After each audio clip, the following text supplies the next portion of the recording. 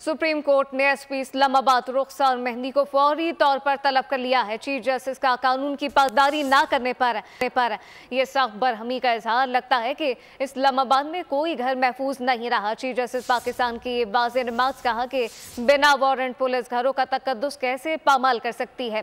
कत्ल डकैती का पर्चा तो पुलिस फौरी दर्ज नहीं करती। चीफ जस्टिस ने कहा कि हमारी और आपकी तनख्वाह अवाम देते हैं। मजीद कहा गया कि तफ्तीशी अफसर के खिलाफ मुकदमा दर्ज करना चाहिए। अटॉर्नी जनरल साहब, ऐसे मुकदमात अदालत आने नहीं चाहिए। सुप्रीम कोर्ट ने एसपी इस्लामाबाद रुखसार मेहंदी को फौरी तलब कर लिया है। चीफ जस्टिस का कानून की पासदारी ना करने पर यह सख्त बरहमी का इजहार। कहा गया कि लगता है कि इस्लामाबाद में कोई घर महफूज नहीं रहा। बिना वारंट पुलिस घरों का तकद्दुस कैसे पामाल कर सकती है। कत्ल डकैती का पर्चा तो पुलिस फौरी दर्ज नहीं करती। हमारी और आपकी तनख्वाह अवाम देते हैं। सब्सक्राइब करें और बेल दबाएं ताकि कोई खबर रह न जाए।